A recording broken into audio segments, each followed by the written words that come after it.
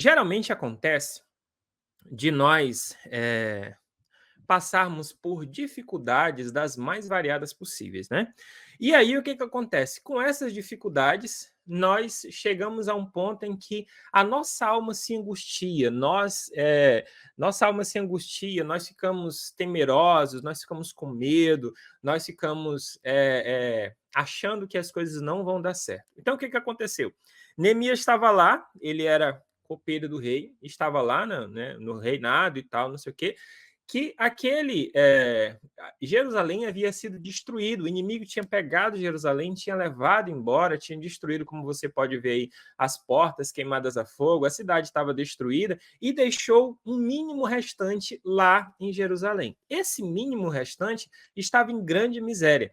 Então, assim, o que eu quero demonstrar para você aqui é que, às vezes, com a notícia do que você ouve, com a notícia do que você escuta ali, dependendo do que aconteceu na sua situação, você fica de uma forma que aquilo entra para o seu coração e você fica igual Neemias. Então, olha só o que ele fez, que também nós devemos fazer, por isso está descrito na Bíblia, para que nós possamos utilizar de exemplo, né?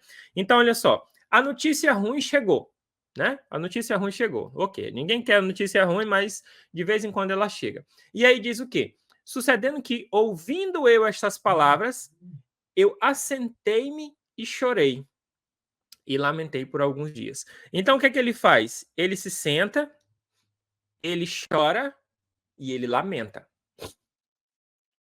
Veja se não é isso que acontece quando a gente recebe uma notícia ruim. A gente recebe uma notícia ruim, a gente senta, muitas vezes, a gente chora e a gente lamenta.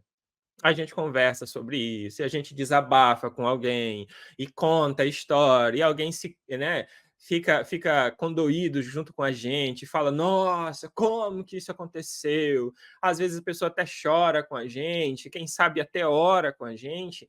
E aí, eh, tem esse tempo de tristeza, tem esse tempo de luto, que eu posso dizer assim, ainda que não tenha ninguém morrido aqui nesse contexto que a gente está falando, mas eu digo assim, um período de luto de uma coisa que, né, você gostava tanto. Imagina, Jerusalém era para eles assim a coisa mais importante para o povo judeu, né? A coisa mais importante para o povo judeu sempre era e sempre foi isso daí.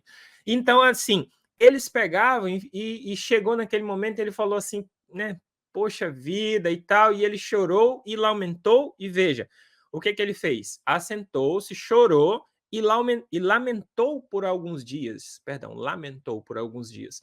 Então, ele teve aquele período ali em que ele estava digerindo aquela situação, não é? Digerindo aquela situação. Você sabe o que acontece? Se você e eu passarmos por qualquer que seja a dificuldade, e quando a gente chegar nessa dificuldade, a gente fazer o que é normal do ser humano, de nós, é fazermos: ficar triste, chorar, né, lamentar e, né, conversar sobre aquilo e desabafar, enfim, fazer todas essas coisas. Por alguns dias, ó, ok, normal da nossa situação. Veja, ele lamentou, ele não estava, né, botando culpa ele estava lamentando aqui. E a gente fazer isso por alguns dias, ok. Mas se tu fizer por mais de alguns dias, se isso passar de ser alguns dias, passar para alguns meses, se passar de ser de alguns meses para alguns anos, você sabe o que que você faz? A gente entra em depressão.